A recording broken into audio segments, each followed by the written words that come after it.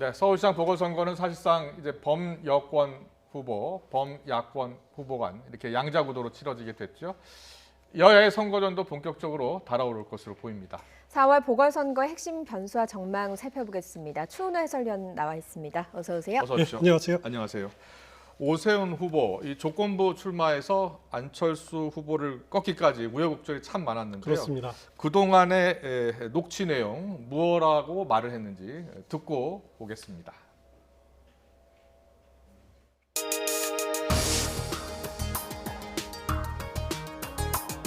빈사상태의 서울과 서울시민은 아마추어 초보시장, 1년짜리 인턴시장, 일배우다 끝나는 연습시장의 시행착오와 정책 실현을 기다려줄 여유가 없습니다.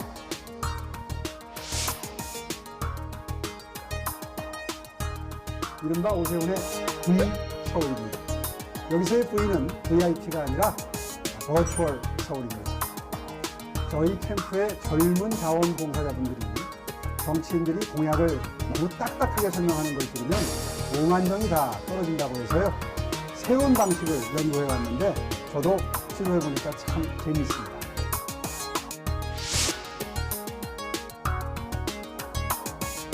정말 감사합니다. 사실 지난 10년 동안 많이 죄송했습니다. 여러분의 용서를 받을 수 있는 날을 저 나름대로 준비해 왔습니다.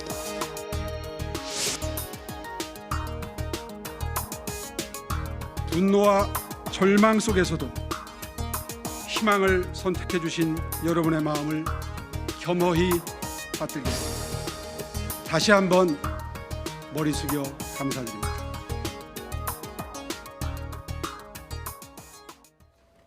네, 오세훈 후보 조건부 출마할 때만 하더라도 그렇게 지지율이 높지 않았는데요. 그렇습니다. 나경원 후보를 누르고 또 안철수 후보를 누르기까지 지지율이 점점점 오르는 모습이었는데요. 혹시 예상을 하셨습니까?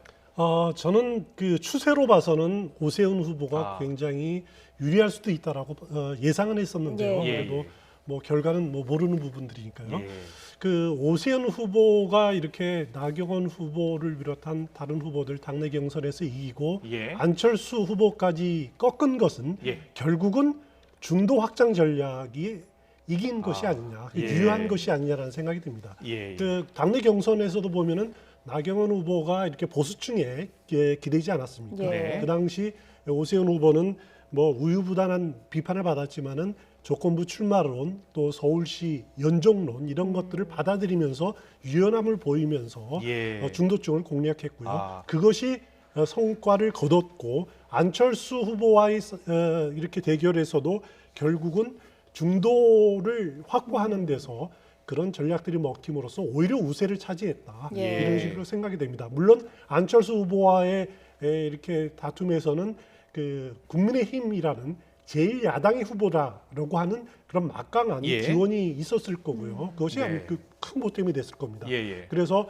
보수 후보자, 유권자들은 정권 심판을 위해서는 누가 당선 가능성이 높느냐 그런 부분들을 보고 안철수 후보보다는 오세훈 후보 쪽으로 이렇게 선택했을 가능성이 높다 예. 이렇게 보여집니다. 이 단일화 여론조사가 어제 오전부터 시작이 됐거든요. 당초 예상은 빨라야 오늘 저녁 아니면 내일 단일화가 될 것이다 이렇게 나왔었는데 생각보다 굉장히 빨리 진행이 됐어요. 굉장히 빨리 진행이 됐죠. 예. 그래서 이것은 아마 이제 그 이번 여론조사에 대한 사람들의 관심이 서울 시민들의 관심이 그만큼 높지 않았겠느냐라고 예, 이렇게 예. 예상이 됩니다. 물론 응답률이 어느 정도인지는 잘 모르겠습니다. 네. 전부 이제 이 여론조사가 어떻게 설계됐는지 예. 또 어떻게 진행이 되는지 심지어는 결과까지도 수치까지도 네. 공개되지 않았지 않습니까? 맞습니다. 그렇지만 이제 추측이 가능한 것은 보통 여론조사를 할 때 ARS로 여론조사를 하면 응답률이 한 4% 정도 됩니다. 네. 리얼미터에서 하는 예. 조사를 보면은요. 그리고 갤럽에서 하는 주례 조사를 보면은 이제 설문조사원이 하는 예. 응답률을 보면은 한 16%이 정도 됩니다. 예. 그런데 이렇게 빠른 시간 내에 나왔다라는 것은 800 한 여론조사 기관에서 네. 1,600을 하고 그걸 이제 두 곳에서 하지 않습니까?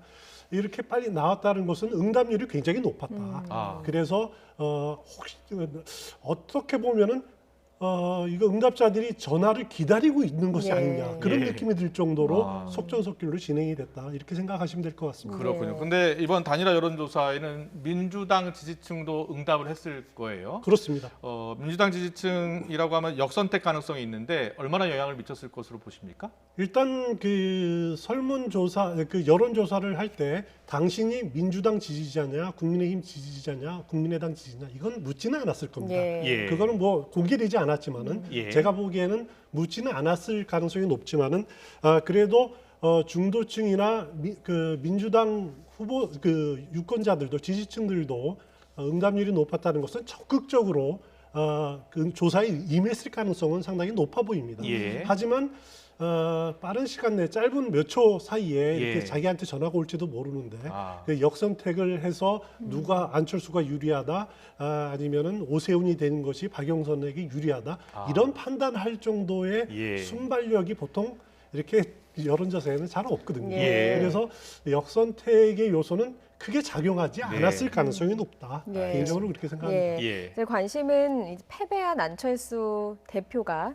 과연 얼마만큼 선거에 도움을 줄까 이 부분이거든요. 어떻게 그렇습니다. 예상을 하십니까? 일단 안철수 후보에 대해서 그런 의구심이 드는 것은 과거의 행적 때문이죠. 예. 대표적인 것이 2012년 대선 과정에서 문재인 후보와 이렇게 단일화를 하고도 이렇게 이제 선거 운동 과정에서는 열심히 안 하다가 예. 투표 당일날 미국으로 가지 않았습니까? 맞습니다. 예. 그 경험 때문에 그런 건데 이번은 저는 좀 다르지 않을까라는 생각이 됩니다. 네. 물론 그 과정에서 계속 야당 승리를 열심히 돕겠다. 또 심지어는 국민의힘과 합당 가능성도 언급을 한 적이 있고요. 예. 그리고 선대위원장까지도 맡겠다라고 이렇게 공언을 한 기억이 있기 때문에 비록 이번 단일화 과정에서 삿바 싸움은 길었고 예. 그런 문제점은 있었지만은 과거에 대한 자신에 대한 실망감 이런 것들도 잘 알기 때문에 이번만큼은 좀 다른 모습을 보여줄 가능성이 높다. 예. 그래서 오세훈 후보가 적극적으로 선대위원장을 제안을 하면은 네. 받아들이고 선거운동에 적극적으로 나설 가능성도 저는 굉장히 높다고 생각이 됩니다. 그렇군요. 알겠습니다. 만약에 적극적으로 나서서 야권 후보가 승리한다면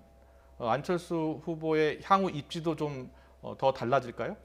일단 확실한 것은요. 네. 안철수 후보가 안철수라는 정치인 안철수의 이제 과거에 말했던 새 정치 예. 아니면 제3지대에서의 그 안철수의 목들 예. 이런 부분들은 이번 서울시장 선거 과정을 거치면서 거의 사라진 것이 아니냐 개인적으로 그런 생각이 됩니다. 예. 그래서 합당 가능성을 언급한 것도 그런 점에서 좀 그 유의 깊게 봐야 될 것 같고요. 예, 예. 그래서 안철수 후보 대표로서는 이제 새로운 가능성을 모색해야 된다. 예. 그 과정이 이제 보수 그 정당의 국민의힘의 야권의 재편 과정에서의 자신의 입지를 이제 새롭게 모색해야 되는 것이 아니냐 그런 생각들이 듭니다. 알겠습니다. 네, 알겠습니다. 안철수 그 대표가 서울시장 선거에 출마를 하면서 야권 경선 흥행에 참 도움이 됐습니다. 먼저 안철수 후보의 10년 전 아름다운 단일화부터 현재까지 인터뷰 내용 한번 들어보고 오겠습니다.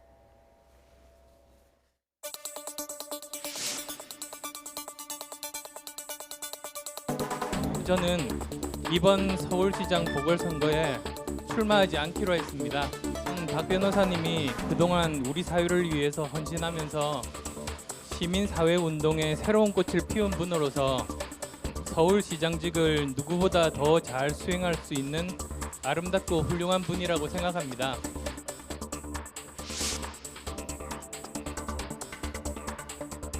이제 문 후보님과 저는 두 사람 중에 누군가는 양보를 해야 되는 상황입니다. 저는 얼마 전 제 모든 것을 걸고 단일화를 이루어내겠다고 말씀드린 적이 있습니다. 제가 후보직을 내려놓겠습니다.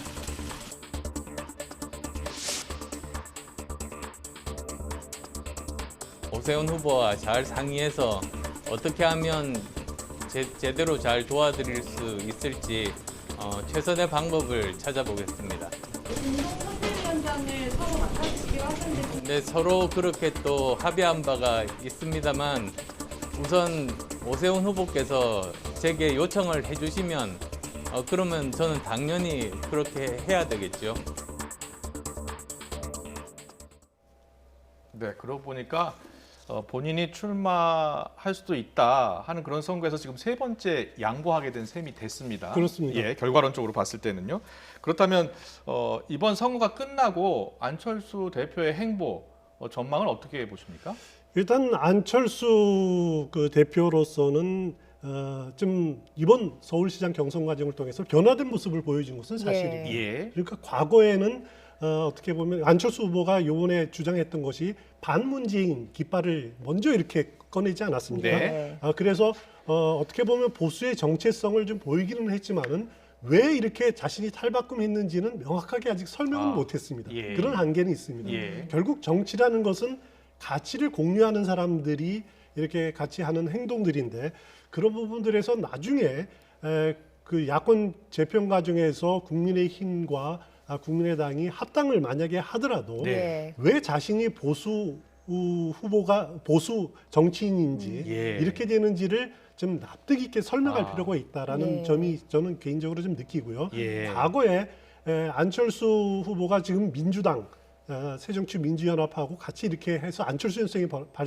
벌어졌을 때 네. 당시에 민주당 내에 586 이 정치인들이 상실감을 느낀 것이 있습니다. 네. 안철수 학교 다닐 때 제대로 운동도 안 하고 공부만 하고 도서관에 있던 사람들이 지금은 자신이 뭐 이렇게 대단한 양, 그 새정치인 양 예. 하는 것에 대해서 불만이 상당히 있었는데 네. 지금 보수 정당인 국민의힘 정치인들도 마찬가지입니다. 예. 보수 후보인 양 이렇게 안철수가 하지만은 과연 저 사람의 정체성이 보수 정치인이 맞아라고 하는 의구심은 여전히 있거든요. 예. 그런 부분들에 대해서 안철수 대표가 명확하게 설명하고 납득 있게 해명을 하고 다가가야지 그다음에 야권 재편 과정에서의 정확한 역할이 생기리라 저는 개인적으로 생각합니다. 예, 물론 알겠습니다. 이제 야권 재편 과정에서 어떤 역할을 하게 될지 말씀하신 대로 좀 주목을 해봐야 되겠지만 대선에 출마할지도 관심인 부분입니다. 오늘 승복 기자회견을 하면서 다시 한번 새로운 정치라는 워딩을 꺼냈거든요.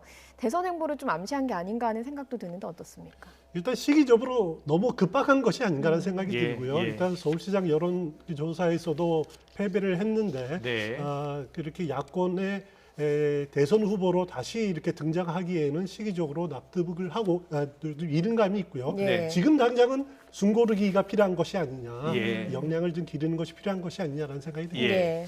자, 이제 서울시장 보궐선거는 여야 후보 1대1 구도로 사실상 치러지게 됐습니다. 그렇습니다. 지금은 지지율 격차가 조금 벌어진 여론조사가 나오고 있지만 1대1 구도로 치러진다면 본격적으로 선거전이 시작되면 그 지지율 격차는 점점 좁혀질 가능성이 크겠죠.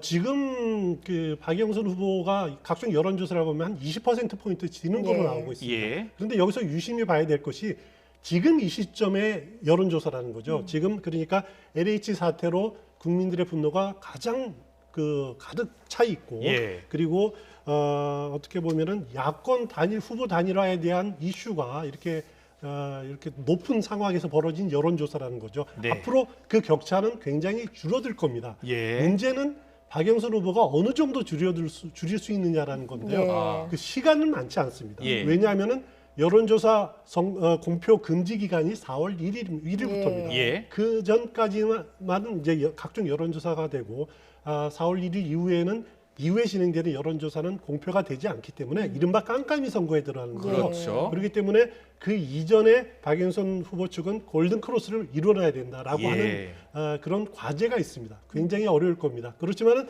과거의 전례를 보면요, 예. 2011년 그때 이제 딱 10년 전에 치러진 박원순, 나경원 그때 예. 서울시장 재보궐선거 때도 투표율이 48%가 간 넘었습니다. 네. 양측의 격차가 30만 표 미만이었습니다. 예. 53%대 46%. 결국 양자 대결로 가면은 그 투표 격차가 그게 많이 심하지는 않습니다. 그렇군요. 아무리 못해도 예. 5.5대 4.5, 심지어는 5.1대 4.9까지 좁혀질 가능성도 상당히 높기 때문에 예.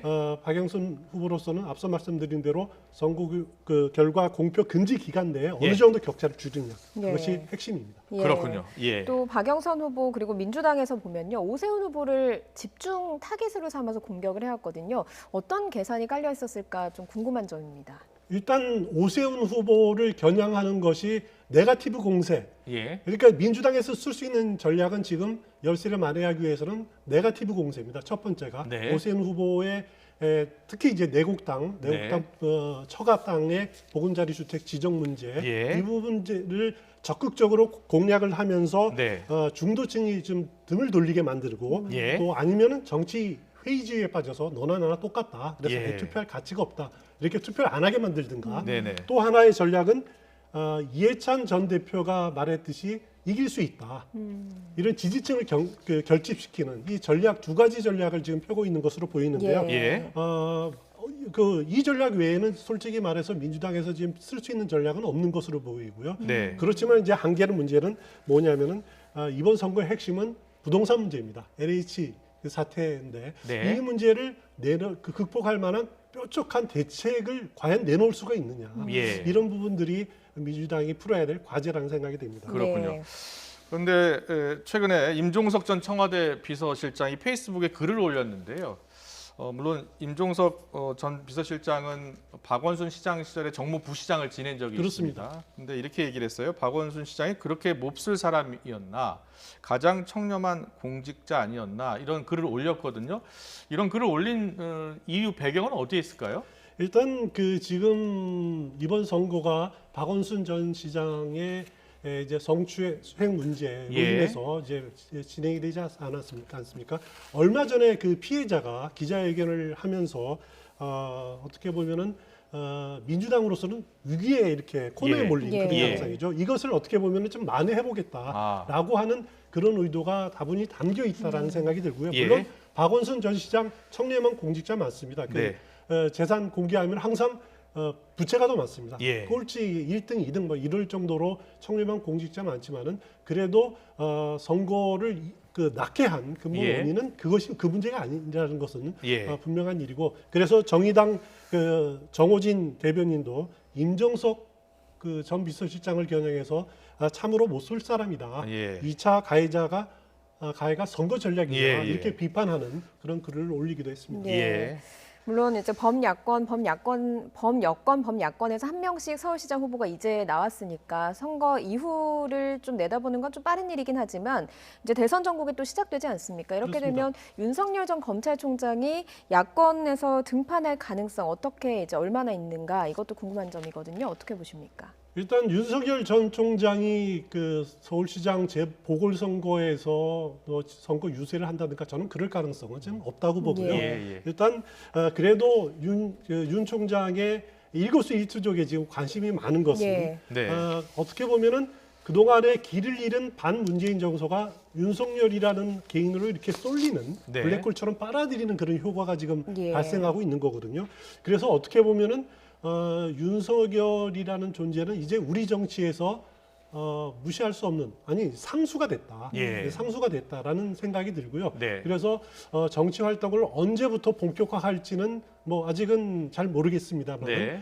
이제는 야권의 재편을 놓고 또 야권 대선 주자를 놓고 윤석열을 빼놓고는 이야기할 수가 없다. 무의미하다라는 생각이 듭니다. 그렇군요. 예. 그리고요, 이번 선거 결과에 따라서요, 야권의 정계 개편뿐만 아니라 여권에서도 정계 개편 이야기가 나올 수 있다라는 분석도 있던데 어떻게 생각하십니까?